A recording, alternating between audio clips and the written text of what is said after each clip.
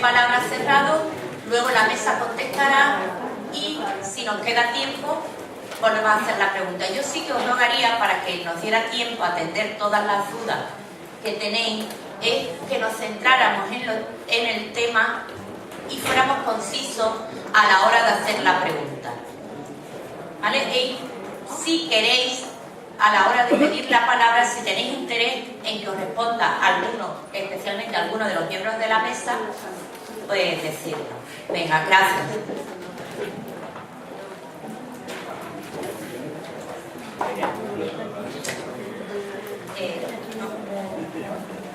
¿Sí? La pregunta es para María del Pilar. En función de qué serán los desayunos en las aulas matinales, en función del presupuesto del colegio, porque por ejemplo mi chiquillo está en aulas matinales y no le dan desayuno. Y la segunda, ¿qué nivel de exigencia se le exige a los monitores de las aulas extraescolares? ¿Y quién lo controla? ¿La empresa que lo contrata o el centro? En fin, que me lo diga. Muchas gracias.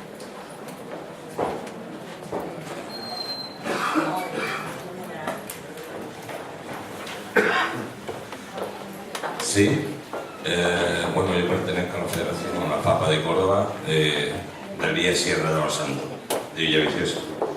Mi pregunta es para el señor Juan Boiro, director del colegio. Vamos a ver, yo es que me ha parecido entender, no sé, a lo mejor estoy equivocado, yo creo que usted ha dicho que para incrementar, hay que incrementar la hora, así como las actividades extraescolares y comer en el colegio, mientras más convivencia, mejor el resultado. Me ha parecido a mi entender que usted ha dicho eso, ¿no?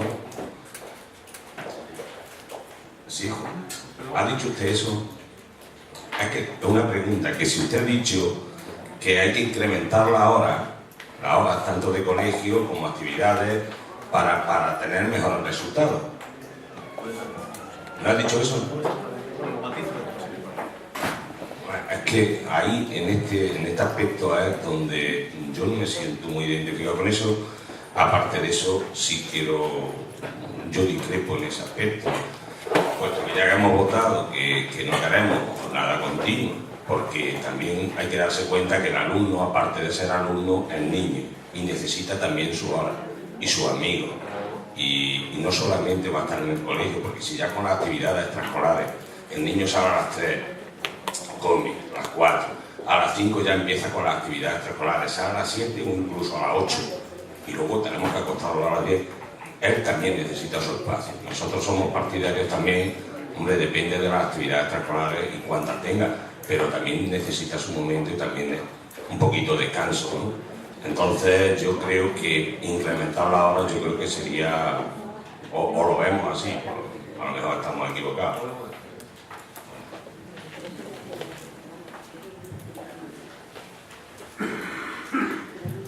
Bueno, hemos estado aquí hablando de que tenemos que dar prestigio a la escuela pública. A mí me gustaría que las madres y los padres que vamos a inscribir a nuestros niños en centros, aparte de la información que nos llega de boca a boca, tengamos un acceso a la información directamente desde el centro. Yo no sé si sería bueno, desde el portal de la consejería, o de alguna forma, de una forma accesible para todos y para todas, de poder ver las opciones y los planes educativos, los reglamentos de funcionamiento de los centros, pues de cada zona o de cada comunidad, pues con el fin de decidir pues, qué centro se adapta mejor a nuestras necesidades o ideales educativos. O también podrían los centros, a la hora de hacer las inscripciones, ahora que estamos de matriculaciones, pues dar una pequeña información, no todo el plan, pero sí de cuál es el ideal de cada centro, qué es lo que quieren, cómo participan con las familias, pues algo un poco experto. Gracias.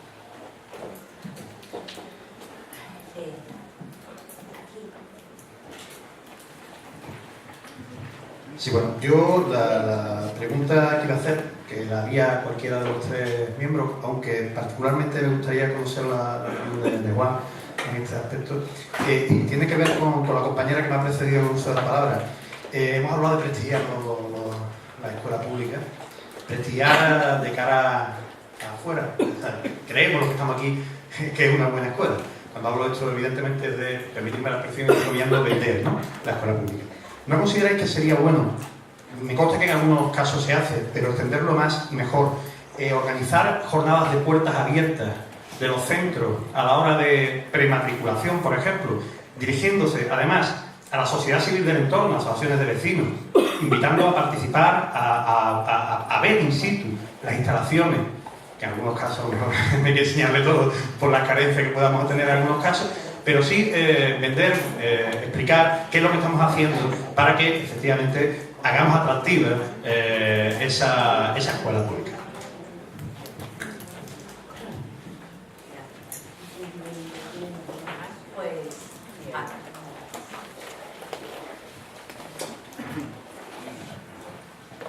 Yo no sé a quién va dirigida la pregunta, pero quisiera que me contestara alguno de ellos.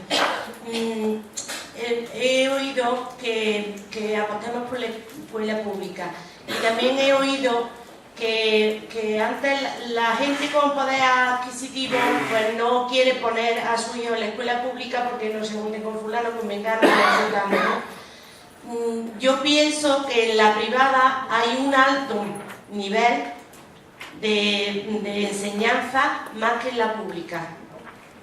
Pienso.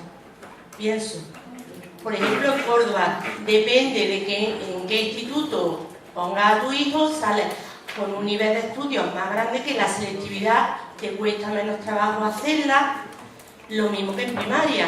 Por ejemplo, hay centros que están de la pública, que están evaluados con las pruebas de diagnóstico, que sale con un nivel dentro de lo normal, y por ejemplo los privados pues salen con un nivel mucho más alto de lo normal. ¿A qué es debido esto? Gracias.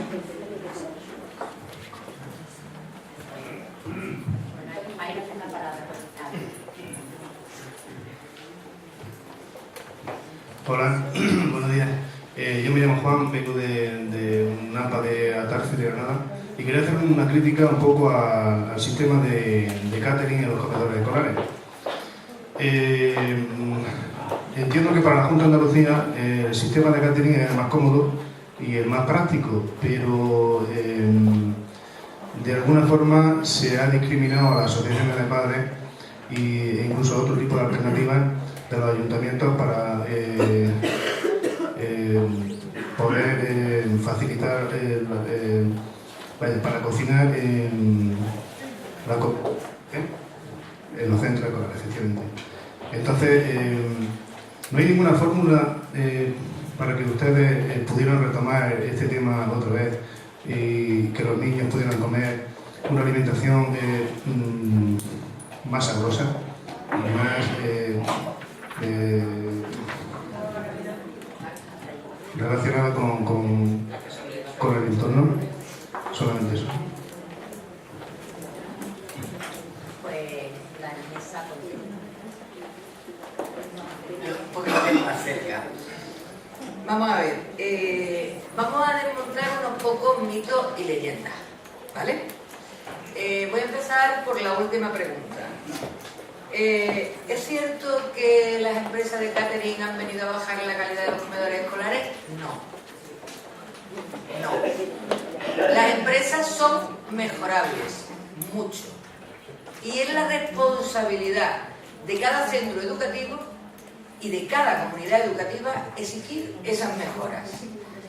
Os cuento cómo empieza esta guerra, en la que todos somos responsables y de la que nadie quiere tomar responsabilidad.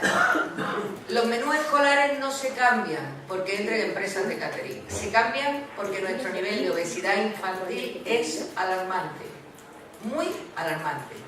Aquí hay varios sanitarios, además de mí misma, y os pueden decir que llevamos trabajando en sanidad, intentando que haya unos niveles aceptables de grasas saturadas, poliinsaturadas, de hidratos de carbono, de verdura, de legumbre en los comedores escolares mucho tiempo.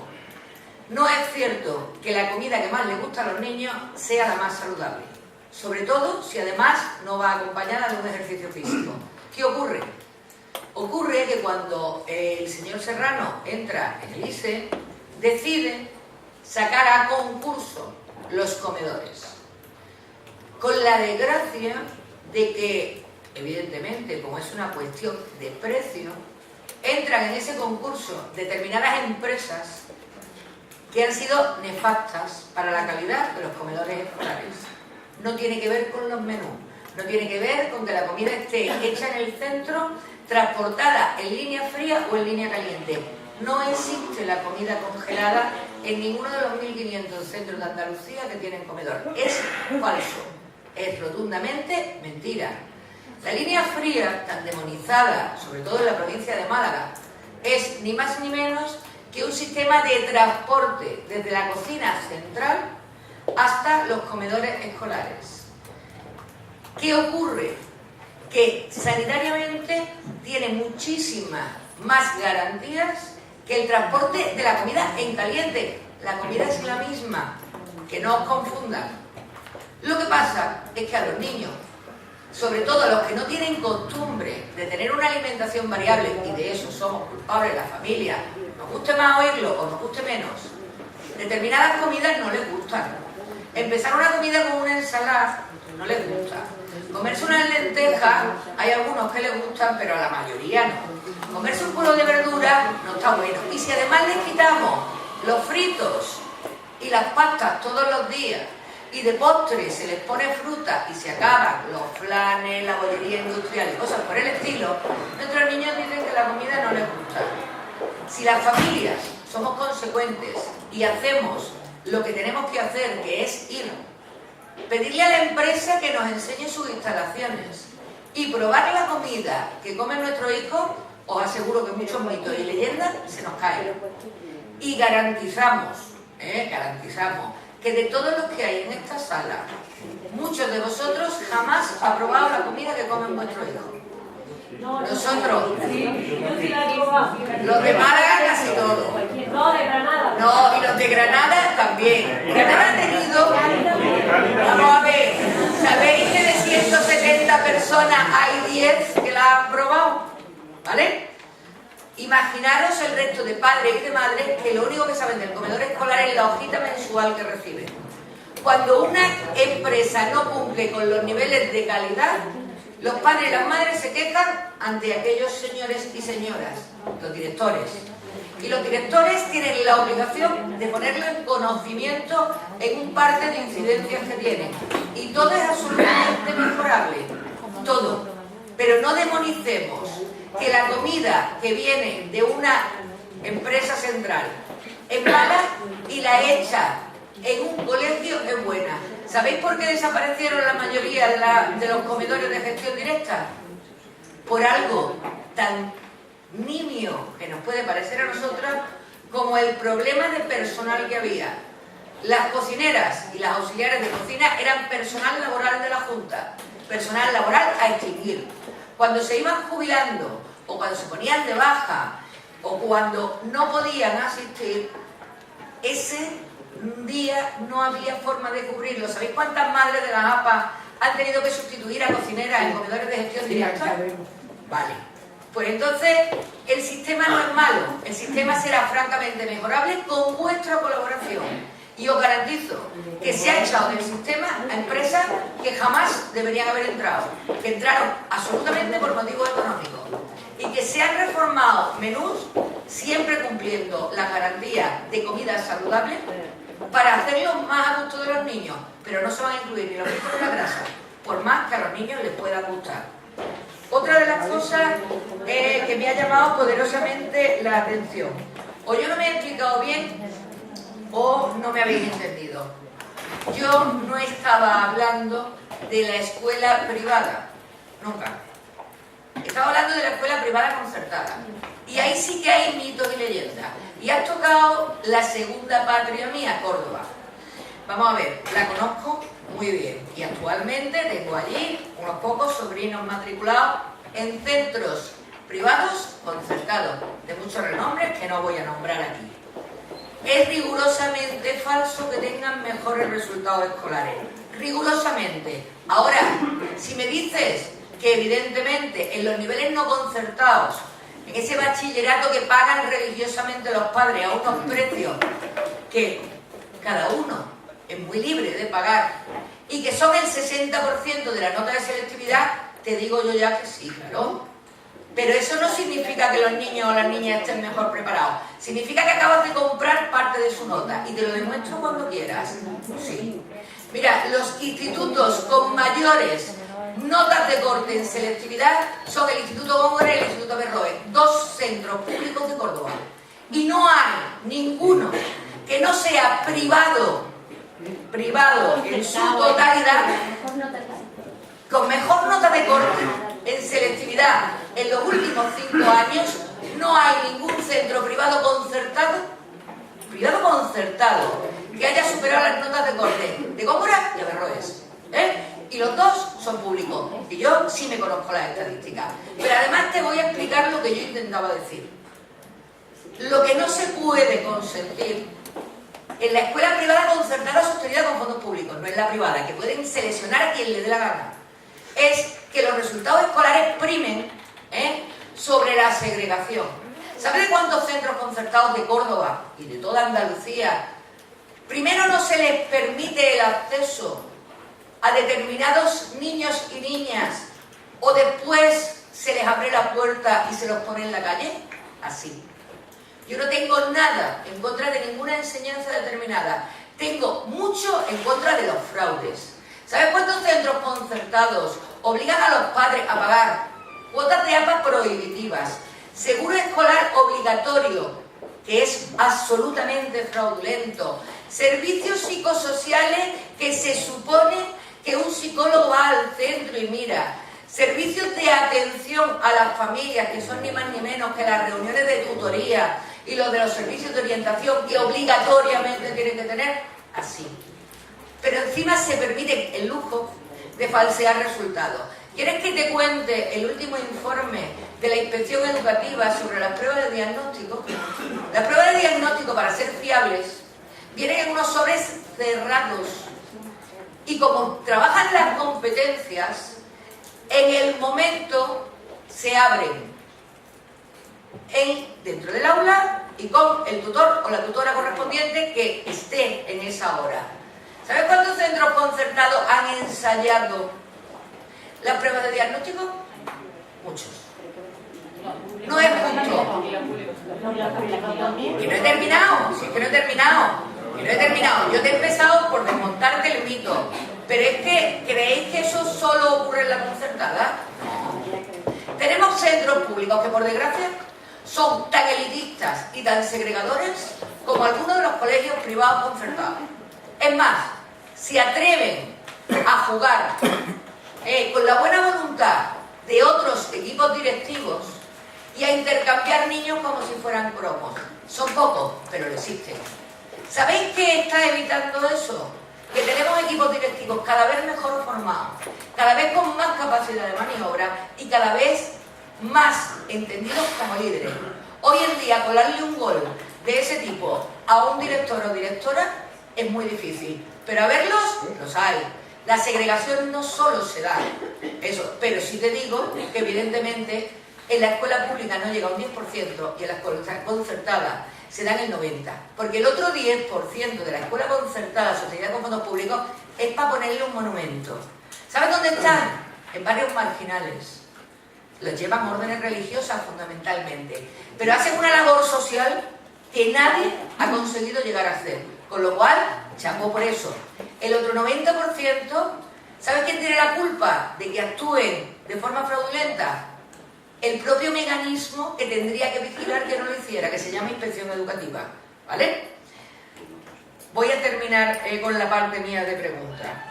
Las jornadas de puertas abiertas se hacen en muchísimos centros, pero si no se hacen más es porque las asociaciones de padres todavía no se han enterado de la importancia que tiene para las familias que llevan nuevas a los centros todo ese tipo de cosas. Pero, vamos a ver, la oferta pública de cada centro está al completo en la página web de la Consejería, en el mapa de centros escolares.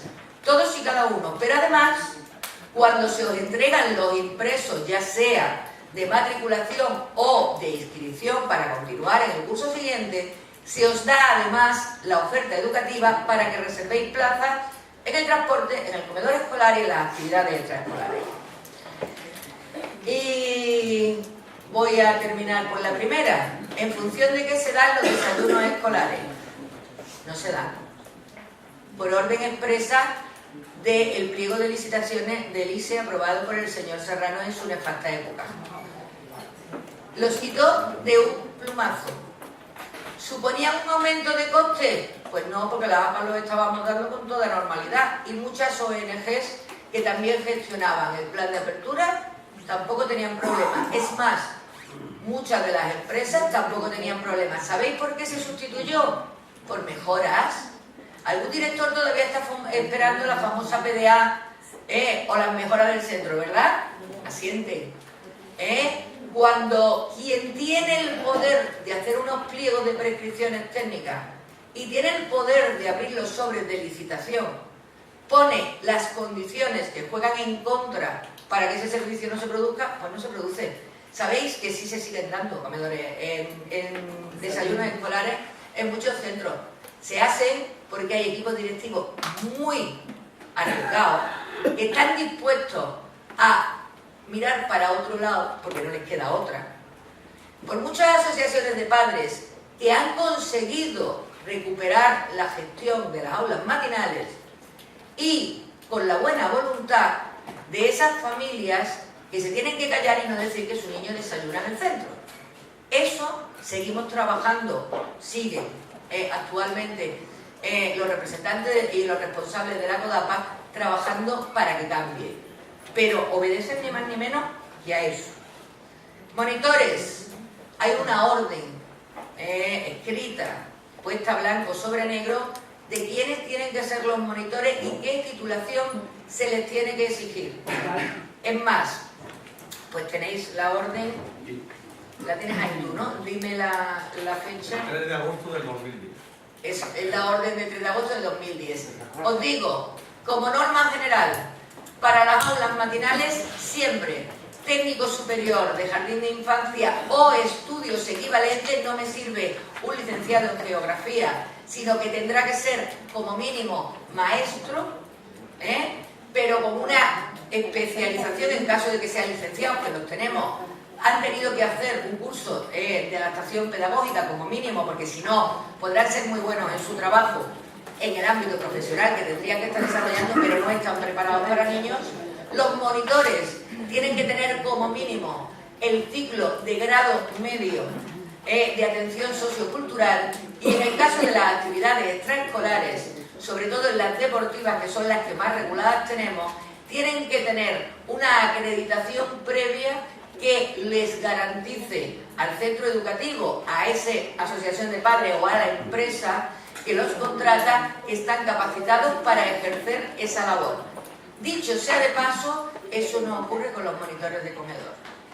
No hemos tenido narices todavía, y digo todavía porque todo se andará, de conseguir que sea obligatorio que las personas que van a acompañar en un hecho tan importante como es el comedor escolar, con un componente educativo altísimo, que tengan la preparación previa que tendrían que tener para enfrentarse a ese momento donde nuestros hijos y nuestras hijas se sientan en la escuela.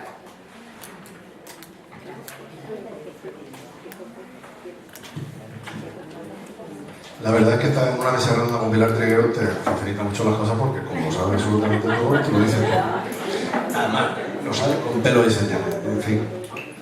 Yo lo que quería contestar básicamente a las cuestiones más de escuela y de organización. El compañero primero de la FAPA de Córdoba, en Villaviciosa, me pregunta si yo soy partidario de ampliación del horario escolar. Yo no he dicho eso, de ampliar el horario. Yo digo que el horario que tenga que estar el alumno en el centro o el escolar en el centro sea de la mejor calidad posible.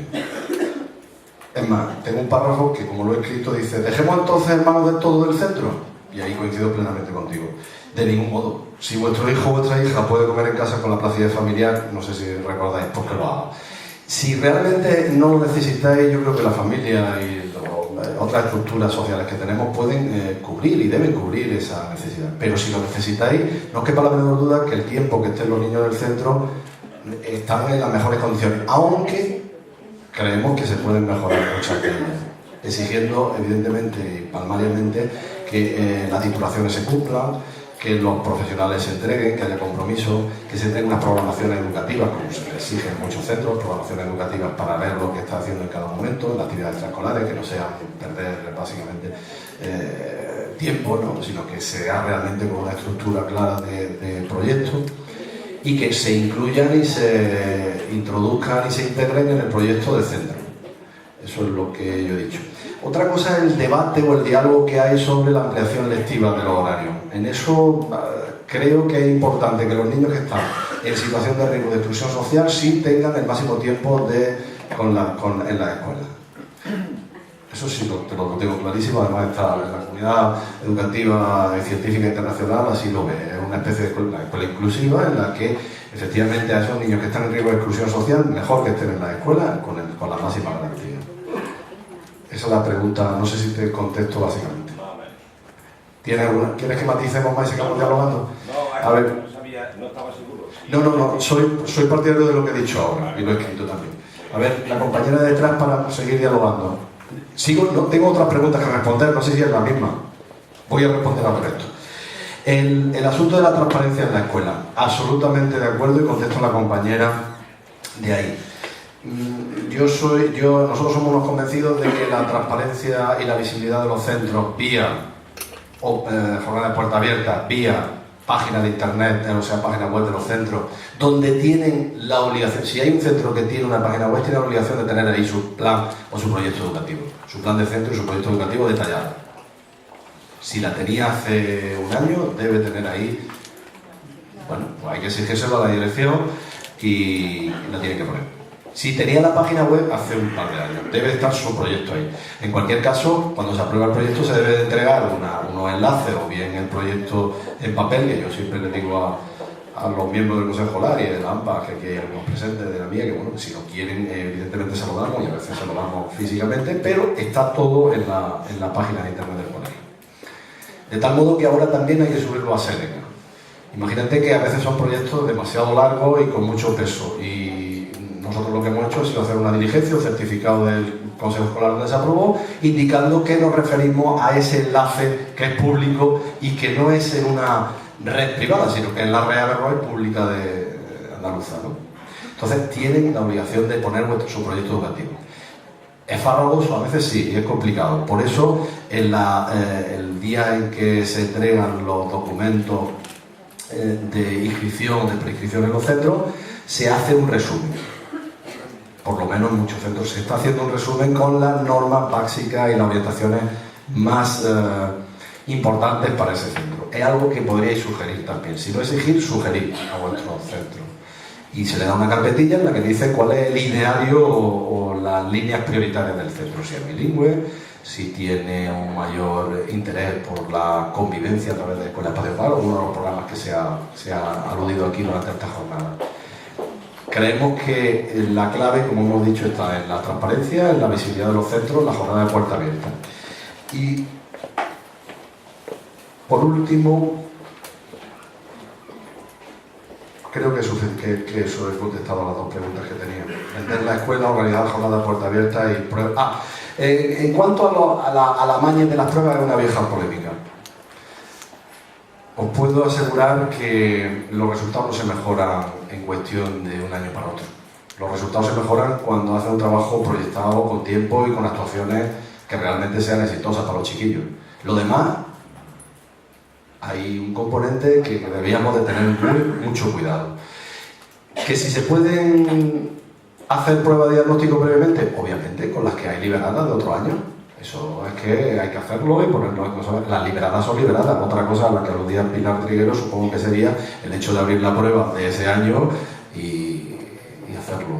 No sé, yo no tengo datos sobre el asunto y yo sé que ella en este caso puede estar mejor informada. Pero sí, las pruebas de diagnóstico que evalúan lo que es el nivel educativo de los chiquillos en principio, sí se puede hacer.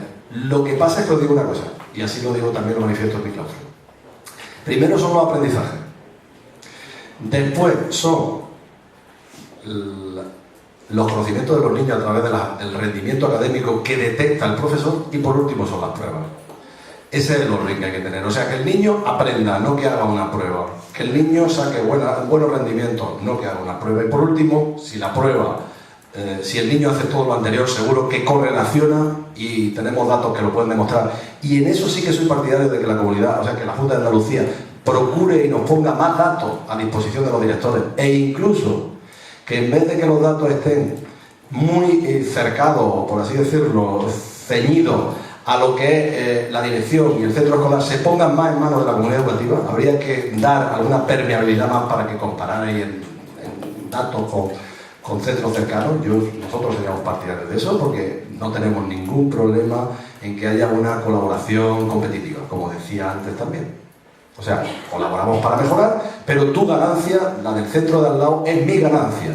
Y tu pérdida no es mi pérdida también, no que tú pierdas y yo gane. Somos partidarios de que, por lo menos, muchos de los centros, que estamos en la dinámica de que ya no nos dejamos engañar, como decía Pilar Triguero, a la hora del reparto. Si nosotros queremos que realmente las dificultades las compartamos, centros públicos, o sea, centros privados, no de élite, centros privados concertados, no de élite, y los públicos, como no voy a ser partidario de que se repartan la tarea entre los públicos, así que es muy obsceno y es algo feo y burdo en que entre direcciones, comisiones de escolarización se hagan este tipo de cosas. Muy bien, bueno, agradecer a los padres que han intervenido y ahora van a seguir interviniendo, pero sí una puntualización, y aunque se ha contestado a todo. En relación al tema del sistema catering y tal, pues sí, ya sabéis también que es público la página web, Consejería de Educación, uno de sus enlaces, la página web del ente o el ISE, y ahí te vienen los certificados de calidad en cada uno de los ámbitos que desarrollan los servicios, ya sea transporte, comedor, con certificados de calidad europeos, ¿no? Luego, con respecto al tema, me interesa mucho lo que acaba de decir Juan ahora. Lo más educativo que hay en la casa, en la calle, en la pareja, por supuesto en la escuela, es pretender ganar. Si en el ámbito educativo nos dedicamos a ganar-perder, vamos todos muy mal. En ese discurso de relación público y privado, evidentemente en ambos habría que hacer un DAFO, es decir, qué debilidades, oportunidades, amenazas y fortalezas tenemos cada una. Las debilidades para quitarlas, las fortalezas para promoverla mucho más y anunciarla, como decían allí una madre y un padre, ¿no? Pero que en todos los sitios se cuece nada, en todos los sitios.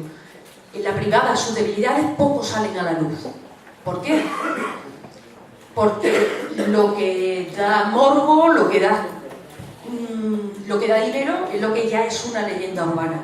Y es una leyenda urbana que en lo público se aprende menos. Y es una leyenda urbana.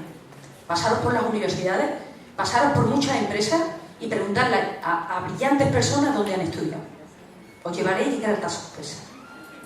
De todas formas, insisto, en este tema no vayamos a dedicarnos a jugar al ping-pong y a jugar al ojo por ojo, porque el mundo acabará ciego en ese sentido.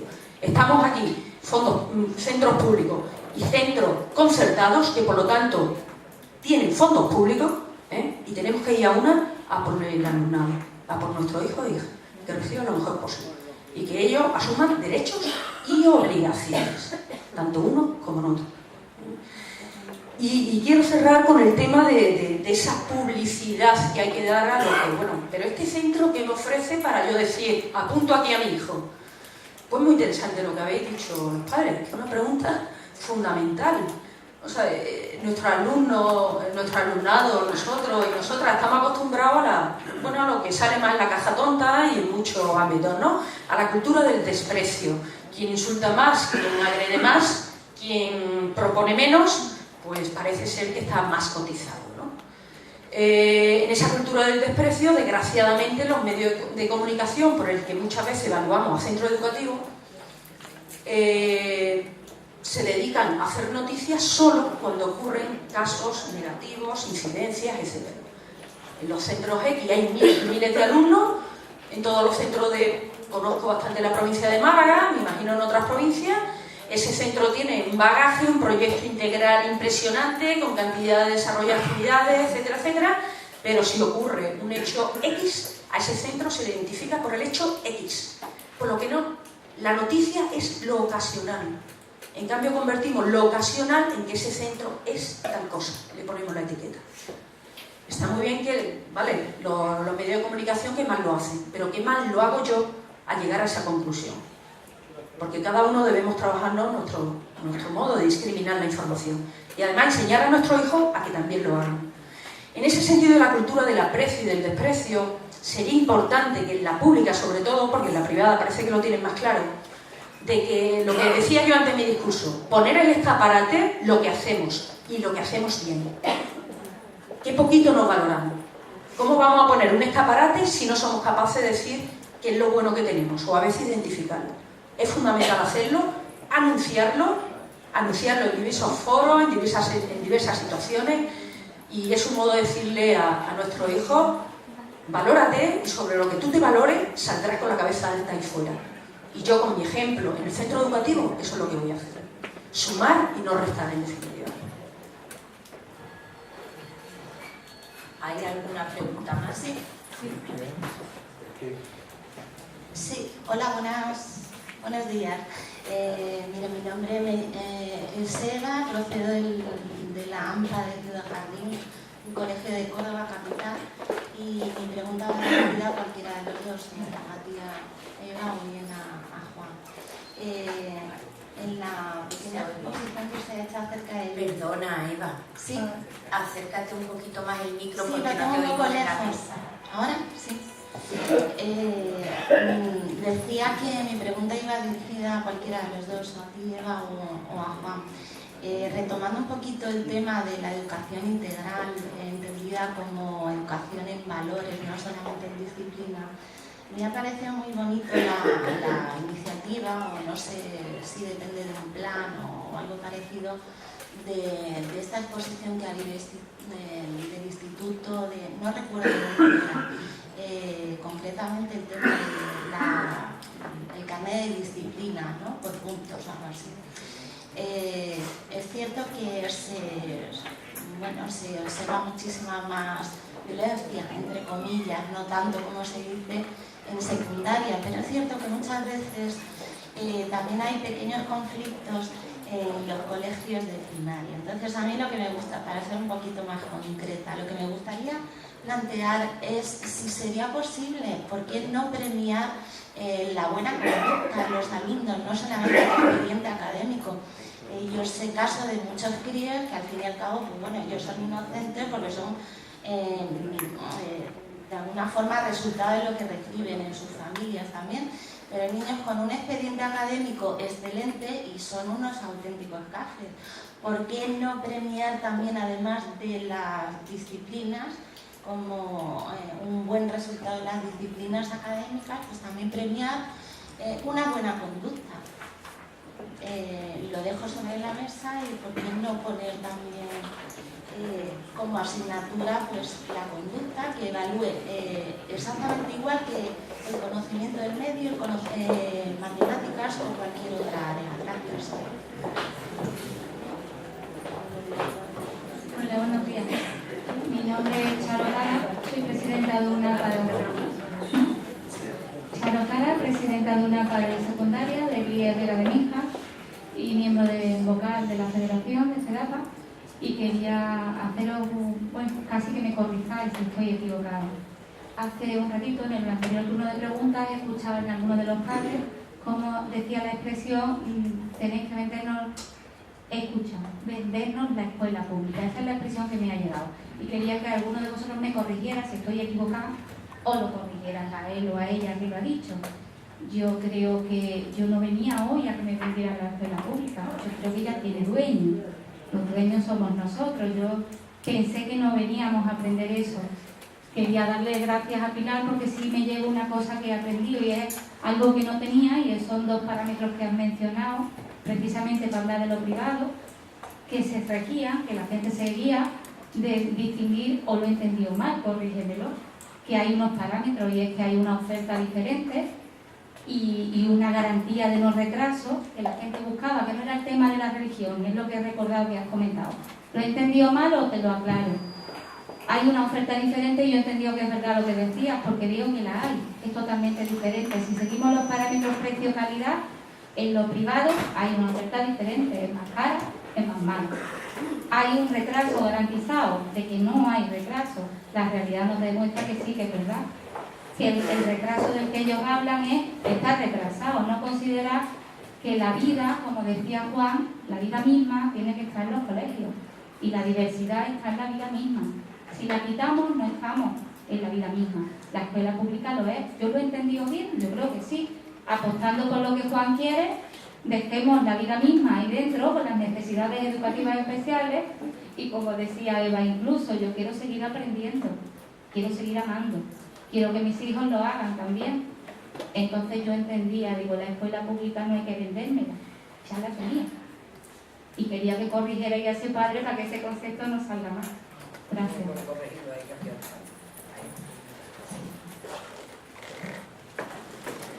Bueno, yo soy Juan, vengo de una ciudad de Almería y quería primero agradecer a la Consejería la normativa que está sacando para estimular la participación de los padres. Pero yo lo que quiero preguntar, ¿cuál es el nivel de cumplimiento de esta normativa en los centros educativos? ¿Cuál es el estímulo del profesorado, la organización de los centros hacia la participación de los padres de la AMPA?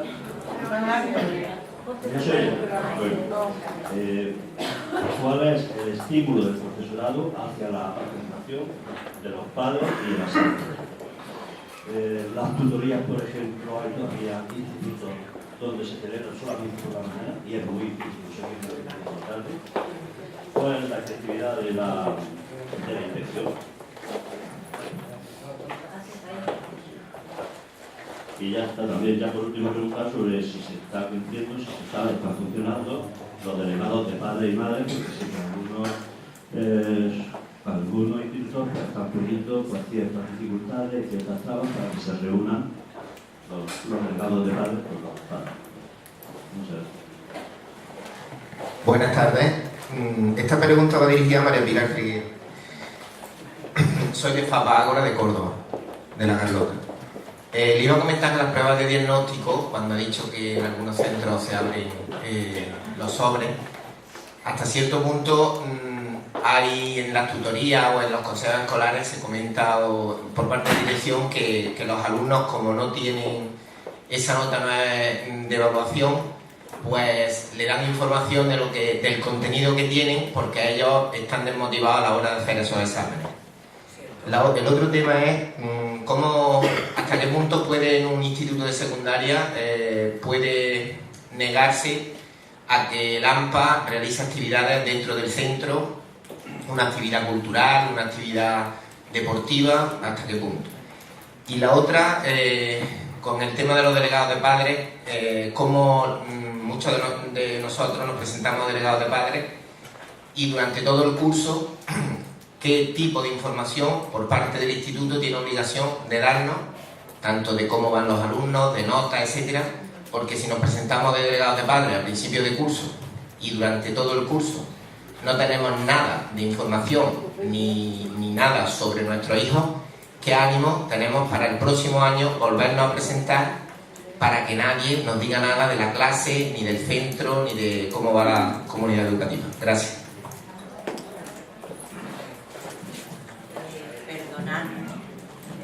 La última pregunta y pasa a la mesa a contestar, porque si no íbamos muy bien de horario. Si luego nos sobra tiempo, se van haciendo preguntas y se va respondiendo, ¿vale? Hola, buenas tardes. Mire, yo vengo de Granada, de un centro de Atarco. Yo le voy a hablar desde mi experiencia de haber trabajado en un centro, en un comedor escolar. Para mí, bueno, como a ustedes han dicho, los planes del programa no son un añadido a la actividad del centro, sino que deben estar fundidos con el proyecto educativo del centro. ¿Cómo se va a poder llevar eso a cabo si no se cumplen las ratios en los comedores escolares? Porque normalmente suelen tener más niños que los que hay en la ratio, porque si están 15 a lo mejor están casi con 20 en algunos comedores escolares, y los mayores en vez de 25 están 30. ¿Cómo una persona, además sin preparación, porque al ser las empresas que se cogen son por subasta, ellas privadas, por supuesto, entonces ellas tratan de ganar el máximo dinero. Es lo que hace siempre la empresa privada. Y entonces eso va en detrimento de la comida, porque además hay que pagarle a los monitores. Además, yo le hablo desde mi experiencia. Los monitores no tienen experiencia absolutamente ninguna, ni tienen preparación. Nosotros queremos que el comedor escolar sea para seguir educando. Una persona con 20 niños de 3 años y sin preparación absolutamente ninguna no puede preparar ni puede educar a esos niños. La comida, yo le digo, ya le digo que le hablo desde mi experiencia. La comida que vienen en los listas estas que nos mandan todos los meses las empresas, no se cumple. Porque si se dice merluza, es panga. Y si se dice otra cosa de pescado, es panga. Y es panga, y es panga, y es panga. A un niño de 3 años, por mucho que nosotros queramos educarlo, que yo soy técnico en dietética y nutrición, a mí me parece que la comida es saludable. Lo que pasa es que no se le puede poner a un niño de 3 años, de primero, una crema de verdura y de segundo, un plato de verdura, de ministra de verdura, con su cola de Bruselas otra vez, sin cocinilla y punto. Vamos, yo creo que eso es una utopía, pensar que un niño se va a comer esa comida.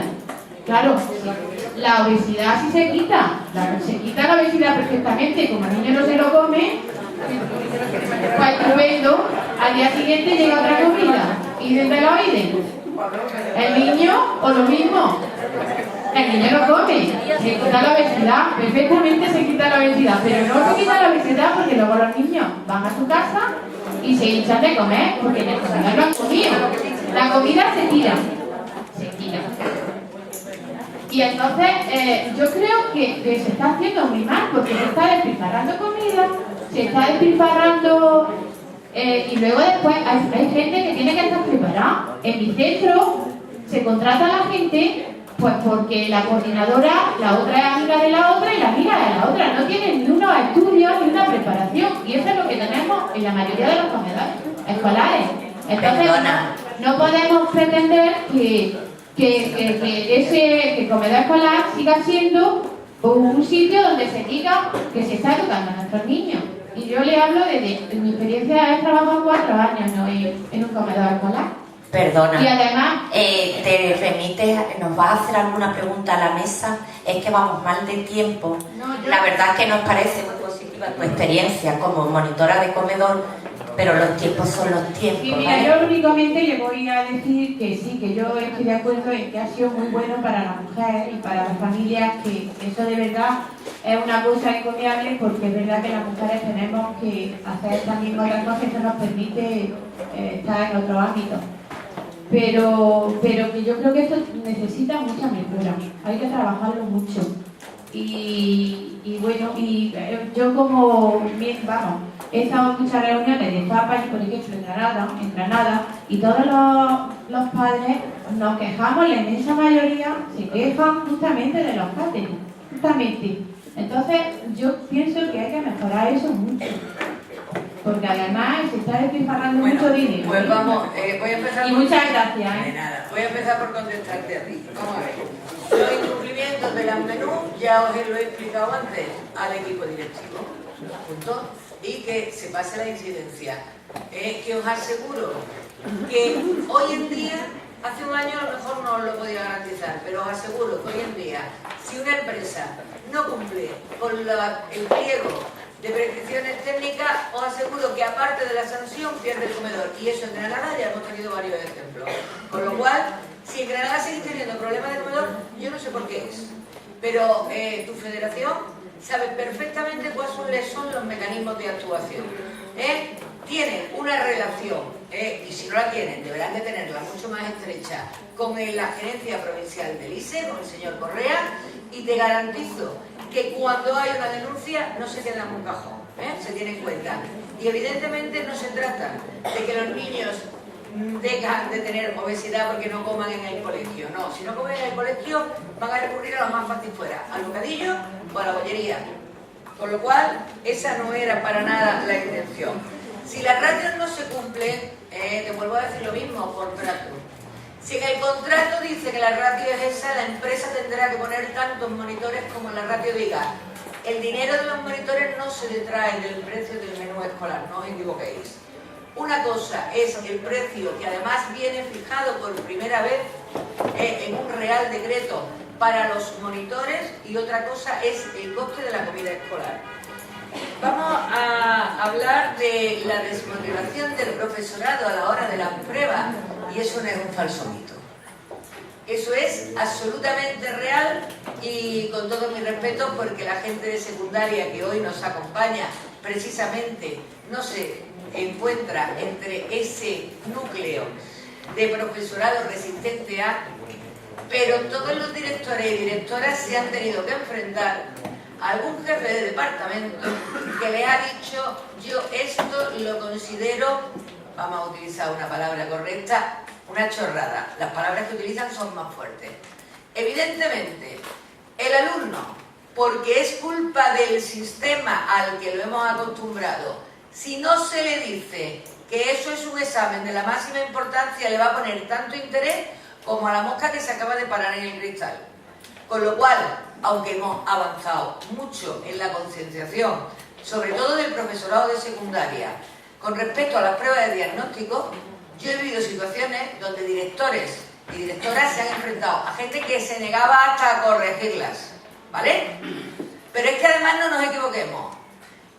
Los maestros y las maestras y multitud de docentes llevan trabajando competencias básicas sin que se llamaran por ese nombre toda la vida.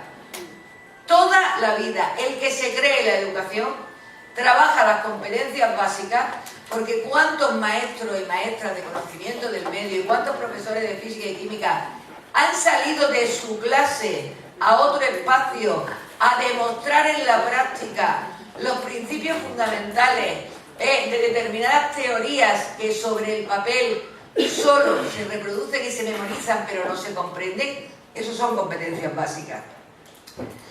¿Se puede negar las actividades de la asociación de padres en un centro escolar? Me da igual que sea de primaria y de secundaria. No, bajo ningún concepto. Y te explico.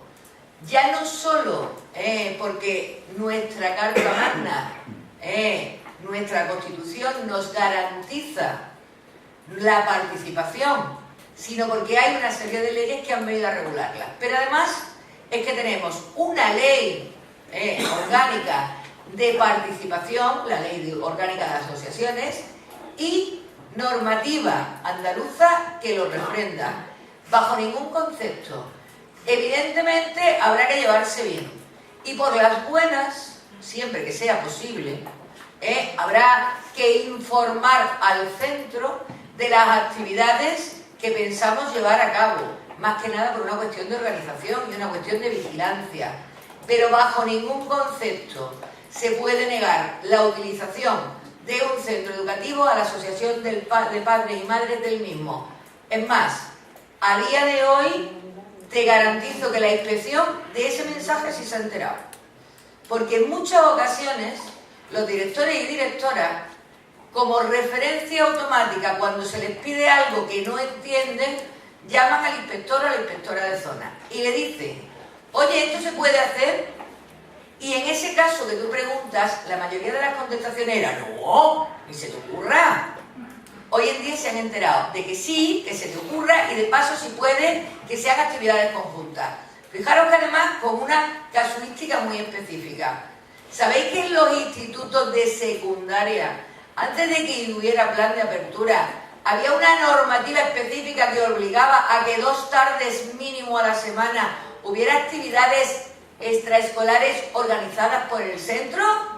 ¿Sabéis que los que eran listos le decían a la APA, toma tú, abre el centro que yo no pienso venir ni mis profesores van a venir? Pero los niños por lo menos podían estar. Con lo cual, que en el siglo XXI me diga una asociación de padres que se le niega la entrada al centro, te aseguro que te juzga de guardia. Pero como aquí nos llevamos bien, la delegación te garantizo que lo soluciona. En cuanto hables con tu federación, verás qué rápido se soluciona.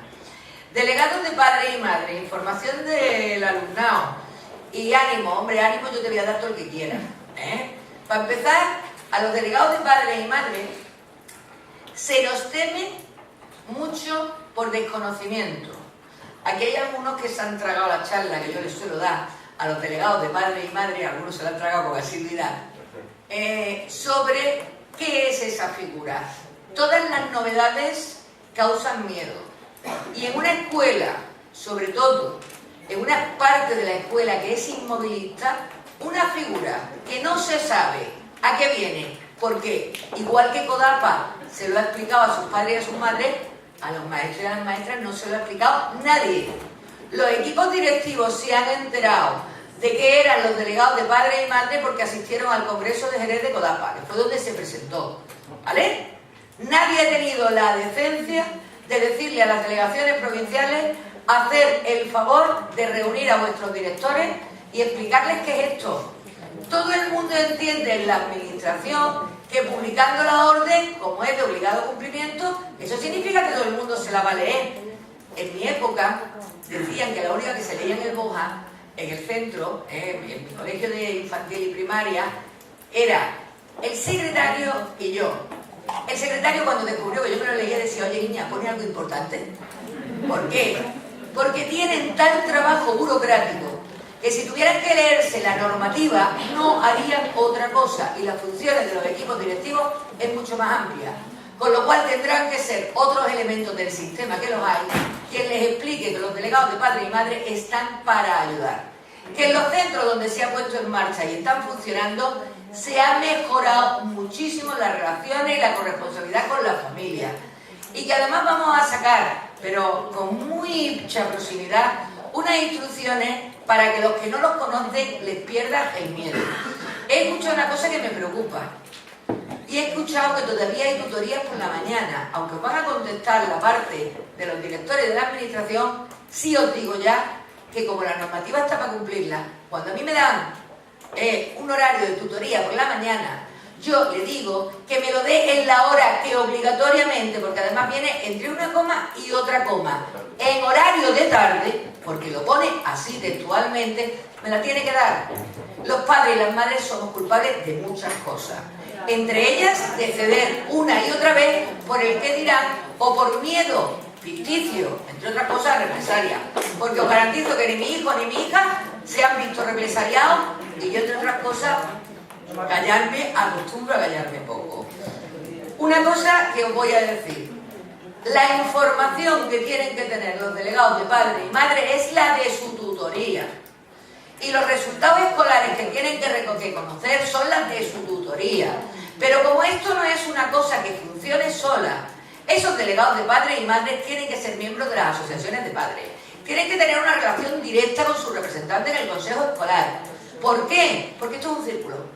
Aquí la información tiene que fluir en todos los sentidos, y además como la rueda, hacia adelante y hacia atrás. Será la única forma de que vengamos realmente a darle a esa figura el sentido que tiene que tener. Dos cosas: la efectividad de la inspección, mejorable, mucho. Magníficos inspectores e inspectoras, lo hay, lo que pasa es que todavía no son mayoría. El nivel de cumplimiento de la normativa, pues la buena voluntad muchas veces la suple, pero no siempre. Y una cosa que quiero explicar, Charo, yo asentía y sigo asintiendo vehementemente con lo de vender la escuela pública. Evidentemente no a los que estáis aquí. Sería, como decía ayer uno, regañar a los fieles que van al púlpito y se tragan el sermón del cura. No. Tenemos que aprender a que lo nuestro vale. Y tenemos que idear campañas de marketing. ¿Qué mejor que por los usuarios directos del sistema, que son nuestros hijos y nuestras hijas, para que cuenten la realidad de sus escuelas? No injusto que tengamos un montón de premios nacionales de bachillerato de alumnos de la pública, que tengamos premios nacionales e internacionales de excelencia educativa y que cada vez que abren un periódico solo se vea la gotera que Santi me va a pegar o el que le ha pegado un bocado al otro. Vender la escuela con todas nuestras armas, pero no a nosotros, que no la creemos. A todo aquel que sin conocerla se dedica a desprestigiarla y a decir es que los otros son mejores. No se os olvide que al 100%, y habrá excepciones, pero a esas son a las que hay que atajar, los profesionales de la educación que imparten sus clases en la escuela pública son los mejores con diferencia. Para empezar, por algo tan fácil como que el que no obtiene plaza en unas oposiciones está trabajando en la otra escuela. Así que, desde aquí, os lo digo, vender la escuela a todos y aquellos que os encontréis en la compra, en la calle, en la playa. ¿Por qué? Porque hemos sido nosotros quienes hemos ido vendiendo que nuestra escuela pública no es la que vale.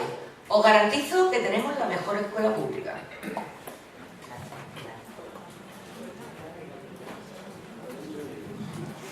Bueno, Pilar me ha encomendado que diga lo del horario de tarde. Sin duda, el horario de tarde en primaria de tutoría es horario de tarde y en secundaria pues debe ser lo mismo. Por tanto, si no lo es, tendréis que exigirlo también a las direcciones, ¿no? Sin ningún problema. ¿Hay un compañero de secundaria por allí? Sí, lo comentaría. Es obligatorio, si ellos viven, por ejemplo, todos los profesores en Córdoba, da igual. Vivan donde vivan, tienen que estar en el centro. Sí, tienen que tener horario de tarde. Sin duda, en actividades escolares, perdón, en funciones tutoriales. Sí, vamos a ver, aparte de todo lo que habéis hablado, que es estupendo, aquí creo que se olvida una cosita muy importante, que es la buena relación directores, profesores, madres y padres. Esa flexibilidad que me habla de tutorías por la tarde, cuando a mí el profesor me llama muy agobiado porque mi hijo va mal, ay, yo me pongo un poquito nerviosa, y entonces me dice, Milagro, ¿te puedes venir por la mañana, ya que tengo un ratito y yo charlo contigo para ver el niño? Y digo, por supuesto. Aunque tu tutoría es por la tarde, porque a mí me interesa a mi hijo y a él también. Que ese no es el caso es que te la nieguen por la tarde de forma sistemática. ¿Cómo? El caso es que te la nieguen por la tarde de no me la niega nunca. No, pero es que era lo que preguntaba. Pero a lo que voy, que hablamos muchas veces de muchos enfrentamientos profesores, padres y madres, o sea, directores, pero es que el cariño hay que estar. Perdona, Milagro. Es que el turno de palabra estaba cerrado. Simplemente Juan se refería a si había algún compañero director de la secundaria, creo que era eso, ¿no, Juan? Para que aclarara que efectivamente el horario de tutoría también en secundaria era por la tarde. Simplemente era esa la petición que hacía Juan. Te lo agradecemos. Bueno, pues perdonad, pero mi inciso creo que era necesario. Venga, gracias, Milagro. Sí, hace muy bien, el inciso es necesario porque en secundaria efectivamente tienen horas por la mañana que pueden dedicar a esas funciones si la organización del centro lo permite y supongo que... Pero en el caso que haga falta y no se pueda, tiene que ser por la tarde. Yo quería aludir sencillamente, y un poco, aunque ya lo ha hecho también Pilar, a AMPA de Córdoba Ciudad Jardín. La cuestión de los valores me parece fundamental el resaltar eso. Nosotros no somos una escuela exclusivamente de contenidos, sino de valores. Y, por supuesto, que los criterios de evaluación que se dan antes de finales de noviembre y que tienen la obligación también de darlos los profesores tutores deben de decir cómo ponderan ese tipo de cuestiones que no son la académica pura y llanamente dicha, no quiero decir los conceptos, por así decirlo, ¿no? Sino que sería más bien decir en qué manera ponderan la conducta, el comportamiento, la actitud ante la materia. Te lo pueden decir en los criterios de evaluación del principio de curso. En cada una de las materias, y así lo deberían de hacer. Aparte de que se dé información, obviamente, en la evaluación que se hace de la conducta, aparte de los resultados académicos. A Charo Cara decirle que efectivamente hay que vender bien la escuela a los que la malvenden.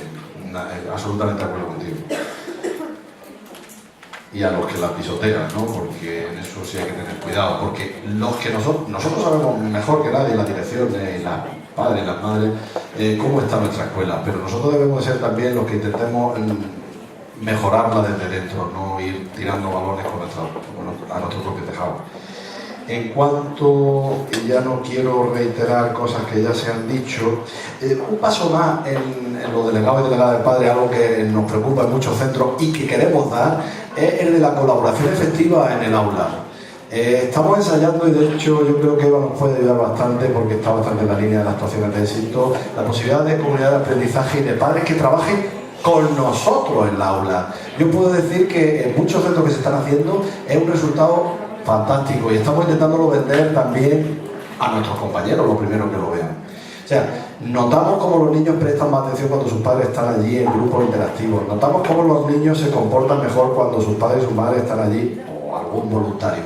Entonces yo les pido precisamente a nuestra administración que dé confianza a las direcciones escolares para que el voluntariado pueda ejercer sus funciones sin ningún tipo de cortapisa o sin ningún tipo de problema adicional que pueda haber. O sea, que el voluntariado esté respaldado, eso se está haciendo en muchos centros y me consta que hay una orden en ciernes de comunidad de aprendizaje, un borrador de orden de comunidad de aprendizaje en centros públicos andaluces.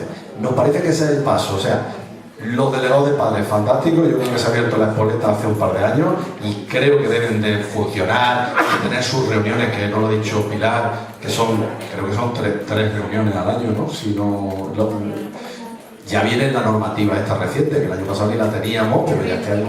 Entonces, ese tipo de cuestiones bien, pero hay que dar un paso más para establecer esa mutua confianza en la que hablamos entre familia y escuela. Sin duda, es clave intentar hacerlo de ese modo. Y finalmente mencionar a la FAPA Ágora de Córdoba, que va en la misma línea de las reuniones periódicas de Rodeado del Padre, ya lo he dicho, y a Granada Tarfe, la cuestión de la ratio del comedor escolar. Hay una orden clara que lo dice, y si la calidad es mala en el comedor escolar o la ratio no se cumple, yo absolutamente de acuerdo con Pilar Triguero, hay que ponerlo y hay que denunciarlo. La queja es un regalo. Y conozco bien vuestra situación también porque obviamente trabajamos, sobre todo en los comedores escolares estamos viendo quizás dificultades por la falta quizás de una cierta preparación en la línea de lo educativo. Es un deseo que tenemos obviamente en las direcciones y en los colegios, que está parcialmente resuelto o bien resuelto quizás en el aula matinal y las actividades extraescolares, pero quizás los comedores escolares deberíamos dar un paso más a que los niños sean responsables también de comer sano, tranquilo, si es posible, en un comedor escolar. Tú lo sabes cómo es.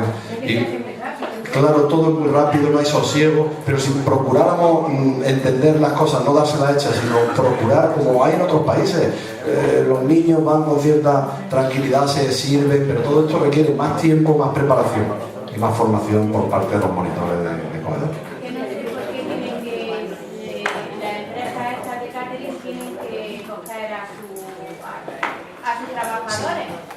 Pedimos que pasen por los directores pedimos siempre que pasen por nosotros porque no debe entrar cualquiera. Los que nos interese que funcione bien un servicio, al menos pedimos que pasen por nosotros. Otra cosa ya, otra influencia.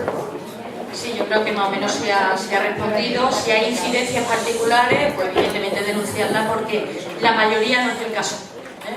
Yo sí quiero terminar en relación también a la pregunta que hacía tocaya mía, Eva, y Juan de Almería, ¿no?, que ha indicado cuestiones muy interesantes también. Yo hablaba con anterioridad, para que se lleven a cabo los proyectos, hace dos cosas son fundamentales. Hacer un buen dazo, dónde están las debilidades, pero también dónde está la fortaleza. Qué pena que la mayoría de las preguntas que ustedes han hecho se refieren a debilidades. Estoy segura que hay mucha fortaleza. Que no es tanto, habéis dicho que en secundaria los delegados de padre y madre no se les tiene en cuenta. En algunos casos sí, se les tiene muy en cuenta y antes de que saliera la normativa, y en otros casos no. Habrá que verlo en cada circunstancia. Lo cierto es que es una propuesta pedagógica interesantísima que desde el decreto de convivencia del 2007 pues empezó a manifestarse más explícitamente, pero que hay centros que lo llevaban haciendo 15 años. Y la figura del padre o madre mediador o mediadora.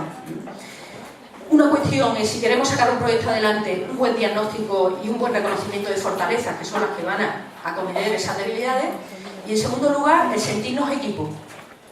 Difícilmente un equipo va a meter goles si entre los miembros del equipo nos dedicamos a eso, a empujarnos, a no reconocernos, a tal.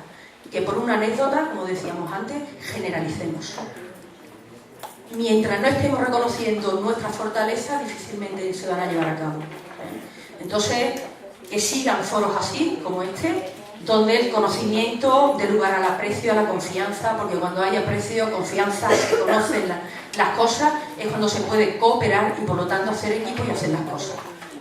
Entonces, os felicito por esta jornada, pero sin duda alguna en el equipo hay muy buenos docentes, muy buenos equipos directivos y muy buenos padres y madres. Y un aplauso a todos ellos. Gracias.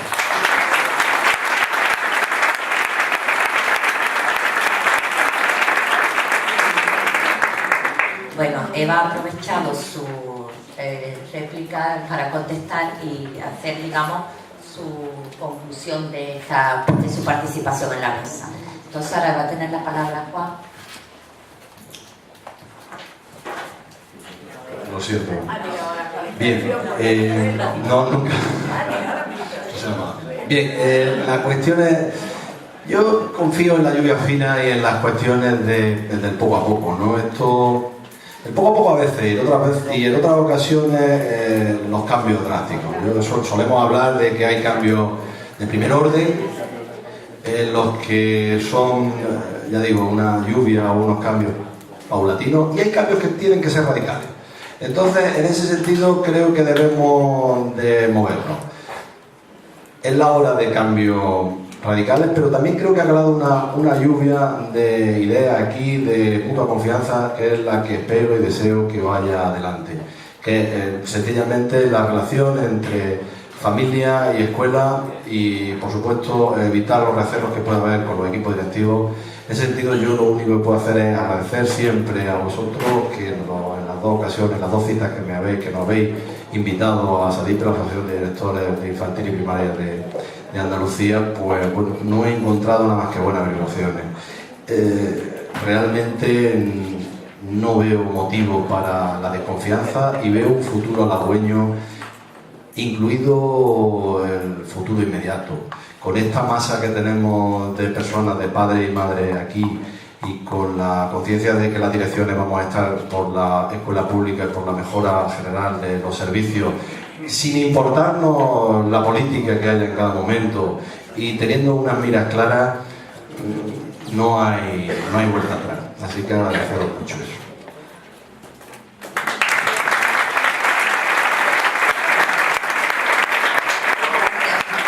Tiene la palabra Pilar, 2 minutos. No es que me amenazaba con quitarme el micro. Y es que es muy malo haberla tenido de alumna. Eso era lo que yo le hacía a los ponentes cuando me tocaba hacer de moderadora en una mesa. Yo voy a cambiar el tono. Y voy a cambiar el tono porque, bueno, primero volver a agradecer, pero no solo a la CODAPA, porque es capaz de organizar estas cosas, sino a vosotros, por haber estado aquí y sobre todo porque lo que ha puesto de manifiesto las preguntas es que os preocupan las cosas. Cuando no hay preguntas, no hay preocupación. Pero no quiero que perdáis de vista 3 cuestiones fundamentales. Una, esto es un logro de las asociaciones de padres y de madres, de la nuestra, de CODAPA, de la escuela pública. Nadie nos ha regalado absolutamente nada.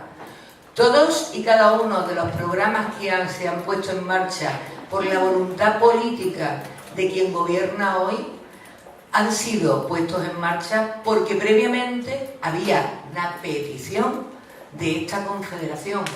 Son casi 30 años los mismos que llevamos de autonomía, lo que esta confederación ha seguido día a día vigilante. Corremos riesgos y no quiero que nadie se llame a engaño. Esto no son derechos adquiridos. Que nadie piense que el transporte escolar es gratuito. Es obligatorio mantenerlo por ningún partido político. Que nadie piense que los comedores escolares son obligatorios mantenerlos. Que nadie piense que el plan de apertura con las aulas matinales y con las actividades extraescolares es obligatorio para ninguna fuerza política mantenerlo. Esto no es un regalo. Esto ha sido muchos años de esfuerzo de muchos padres y muchas madres que han dejado muchas horas de su vida familiar y de su tiempo de ocio, luchando, saliendo a la calle cuando no eran atendidas nuestras propuestas, trabajando para que el gobierno que ha gobernado en Andalucía estos años se enterara de que los padres y las madres teníamos algo que decir. Lo único que deseo es que sigamos con la misma fuerza y que nadie nos rompa la voz. Gracias.